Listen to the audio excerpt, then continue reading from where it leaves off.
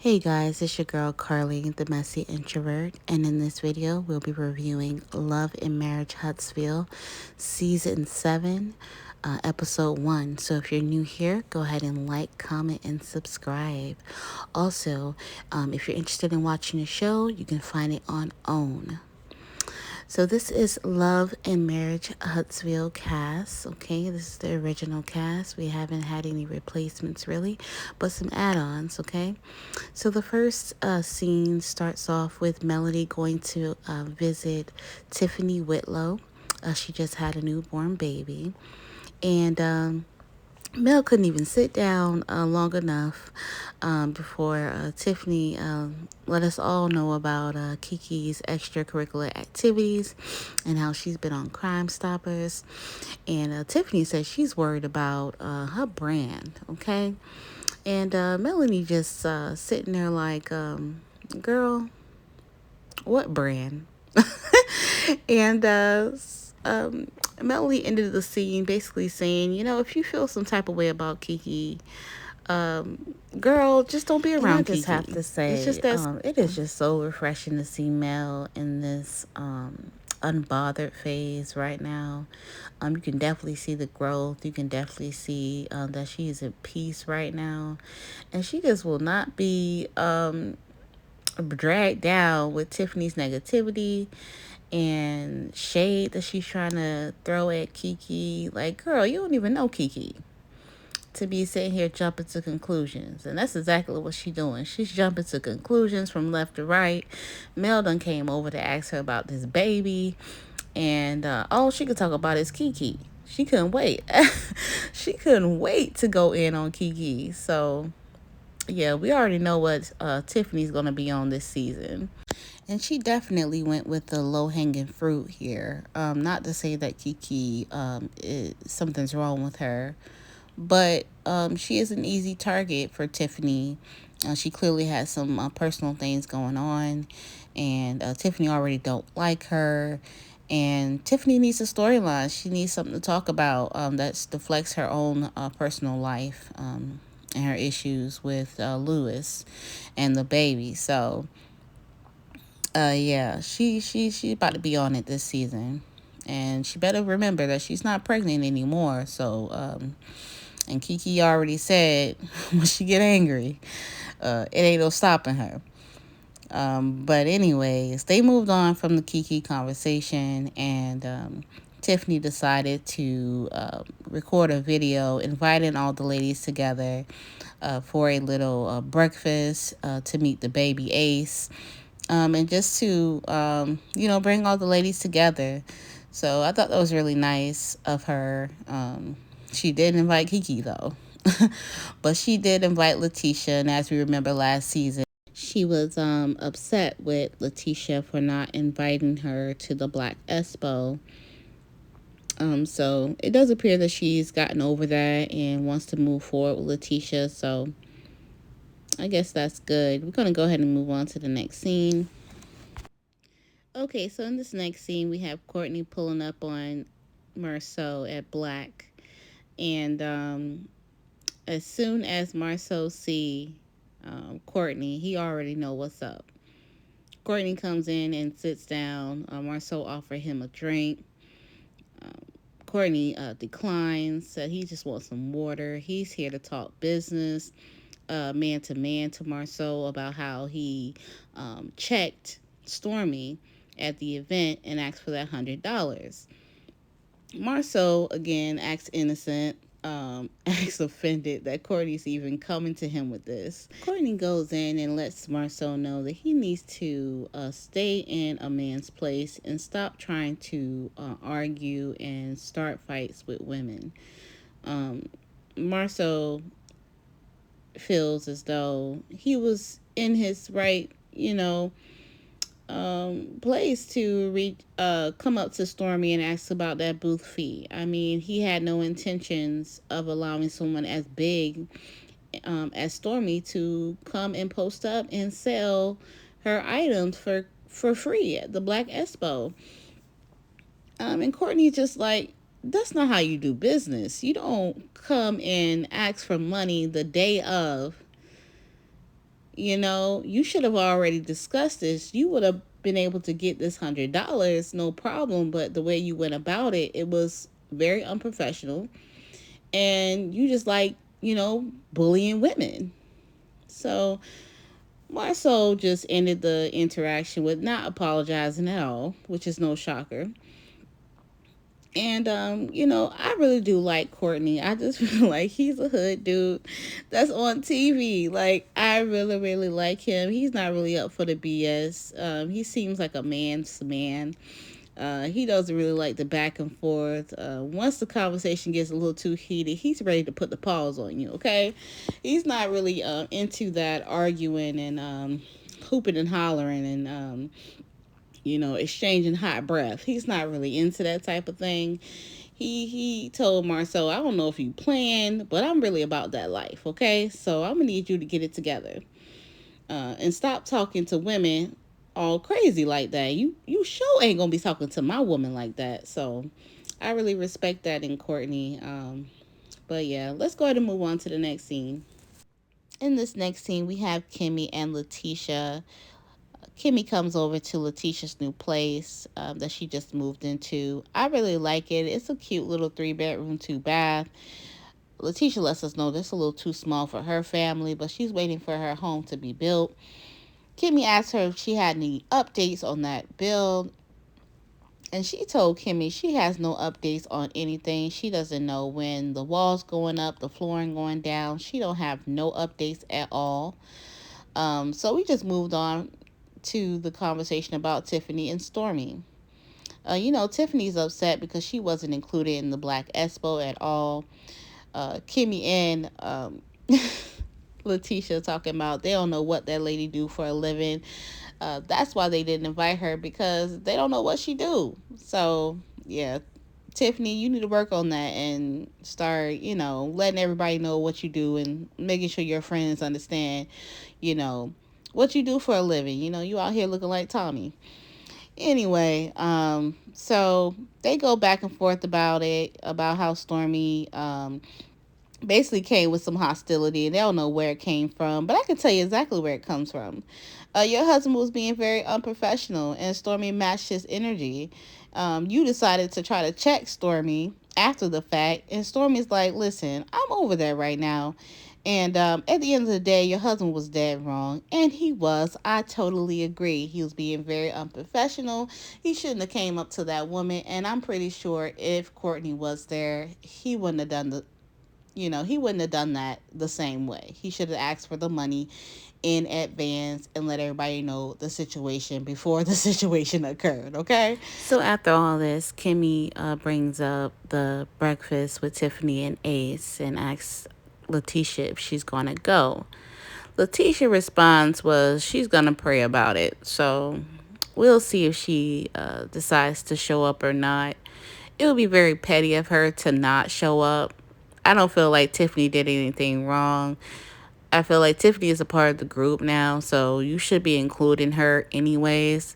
So that was very petty of you to not just at least reach out to her and tell her about the expo and actually give her the opportunity to participate. That was really messed up. So I hope Letitia goes and put water underneath the bridge and move forward with Tiffany. Next scene, we have Martell and Chris. Chris comes over to the house that Martell is renting out, and that Chris is the broker for. And Martell opens the door and looks at Chris's feet and asks him, does he have some booties to come in? And Chris Fletcher's looking at him like, sir, no, I do not have no booties on me. Do you have some booties? They go back and forth at this exchange at the door. And it is absolutely hilarious. Martell goes into the confession and really seems to be disturbed that Chris doesn't have any booties, even though that he's, in real estate and things like that and selling these houses. And he doesn't have any booties on him. And when you go into somebody's house, you should have booties on. And Chris just looking at him like, sir, you don't even supposed to be here. So, boy, if you don't move out my way, basically. So when they, go inside and sit down, Chris tells Martell how he and his wife is upset, how Martell actually subpoenaed them in the custody battle with him and Melody. Chris let him know that he's friends with both of them, and it made it look like he was picking sides, him and his wife. And Martell's like, listen, I don't want you to pick sides. I just want the truth to come out. Even if it's, painting me in the bad light, I just want the truth to be out. And, Martell is full of it. Martell was calling on anybody, women, man, and child. Yes, he was calling on anybody that was close enough to witness him being a father at any point of time. He called on his mama. There was nobody off limits, okay? So I'm confused why Chris thought he was going to be exempt from this. But yeah, he was just letting him know how he just did not like that. He is friends with Melody, him and his wife, as well as Martell, and they will not be picking sides in this situation. So after that conversation, they moved on to when is Martell moving out of this house? And Chris was just letting him know that he needs to, he's about to sell this house. And Martell says, yeah, when I move out. And Chris looking at him like, no, it's not when you move out. You need to be leaving like today, okay? And Martell is just so upset that Chris can't give him 90 days. And Chris like, listen, you know, I've been giving you all this time. You don't think I've been giving you 90 days? And he asks Martell, how long he's been there. And Martell goes on and says 8 months. And Chris, and then Martell talking about what that mean. And Chris said, that means you had 8 months to figure this out. And then Martell decides to play this game where he's basically putting his life, his livelihood, and his children's livelihood in Chris's hands, talking about if I can't find a place, if you can't find a place, how can I find a place? Sir, this is your problem. Sir, this is your problem. This is your issue. This has nothing to do with me. You need to, pull yourself up by the bootstraps and find you a new place immediately. Okay? So, Chris just feels like Martell is taking advantage of his friendship and thinking that he can just stay in this house without any expiration, without any move out date. And, that's unacceptable. He has to leave. So he tells Martell that you have to get it together and you have to, get about this house and take this seriously, okay? This is not negotiable. This is not something that you can talk your way out of. You have to find a new place. So, Martell left that scene sour face. He was just not happy about that. So, let's go ahead and move on to the next scene. In this next scene, we have Kimmy and Maurice, her husband, and I don't have much to say about this scene. I was completely disgusted by Maurice's behavior and talking about him and Kimmy getting back to where they were before sexually, before Kimmy's cancer diagnosis. I think he is being very insensitive to his wife. And like everyone else's sentiments, he's just disgusting. Just a little nasty little person. He's just really making his wife feel terrible about not having the same sex drive, and so they get into the conversation about it, and Kimmy is just letting him know that, because of the medication she was on, she is having a difficult time, getting aroused, having the desire to have sex. And he's like, no, this is mental, Kimmy, right? This is a mental issue that you need to resolve, basically. This is all in your head. Something's wrong with you mentally. And Kimmy, was really taken back from that stance and just completely disgusted, I believe, with, with the audience as well. Like, sir, this is actually a side effect of the medication I was on. And he literally said, he said the words, do you know, I just want to know when this stops. Sir, when what stops? When you stop being a hole? We don't know. I at this point, I believe you were born that way. Okay, you had to come out butt backwards. Okay. Anyways, yeah. So he just really disgusted me in this scene. Um, the whole thing made me feel very uncomfortable. It seemed very rehearsed. They just don't seem natural together. I'm just waiting for Kimmy to ask for a divorce. Next scene, we have Stormy and Courtney. And Stormy in this scene is giving me very much my man, my man. When Courtney let her know that he pulled up on Marceau about, disrespecting her and coming to her sideways about the $100. And Courtney just let her know what happened in that conversation, how Marceau was not apologetic at all. But Courtney let him know to, stay in a man's place. Stop trying to bicker with these women, stop, acting like one of these females. And if you have something to say to my wife, you should say it to me. So, yeah, Stormy was kind of happy about that. She's like, I didn't even know you was that mad. Girl, you know what you was doing when you told your man that. Then she had to throw in this little bit that Marceau, mentioned her looks or whatever. Just to, make it clear that he was not being professional at all. And Courtney was like, nah, he shouldn't have been saying that. So I don't know if she was trying to imply that Marceau was trying to hit on her. So Stormy's like, since we're on the conversation of the Black Expo, I had a conversation with Tisha when we had a little meetup at the, after the Black Expo. And she basically tried to check me about how I was speaking to Marceau at that time. And Stormy's like, Letitia said, what I don't like or something like that. And Stormy said she almost forgot where she was at for a second because when she hears that phrase, she's ready to, she's ready to squabble.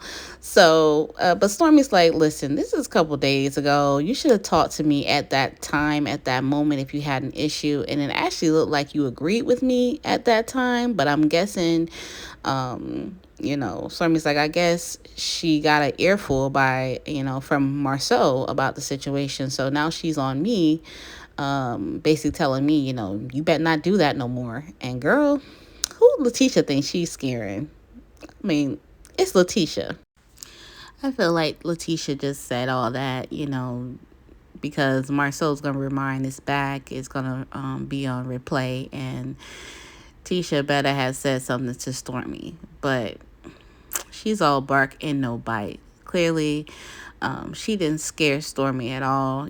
Both of them, somewhat wildish. They both can talk, as we've seen in the last season. So I just hope they can move past it, because at the end of the day, Marcel was dead wrong what he did. And the reason why he did it is because Stormy is a woman, and her husband was not there. I really, really, I strongly believe that he would have not came up to Stormy and asked for $100 the day of if Courtney was standing there. I just do not believe it, because it was just so unprofessional, so unmanly, so just disgusting. Like, sir, please get it together. If you're going to be doing business like this on a large scale, you should know better. So they moved on to the conversation about Keke. We all know that's the main topic of the episode. And they just went in a little bit deeper on, the Crime Stoppers. And both of them agreed that, Keke is innocent until proven guilty, okay? And it's not a time to start bashing her or saying horrible things about her, especially if she is relapsing or if she is going through something in life. This is not the time to start talking about about her because this can make the situation worse. So Storm is just like, I don't want to add to that, so I'm gonna just Next leave and that last alone. scene, we have Melody going to see Keke. Finally, we see the person that's been talked about the entire episode, Keke. So, Mel comes in and she's very pleasant and nice and kind to Keke. She doesn't go straight in. She asks Keke how she's been doing. Keke lets her know that she's been in and out of the hospital. And Mel just looked very, like, genuinely concerned. She asked her what was going on. She said she's been having back pains and things like that.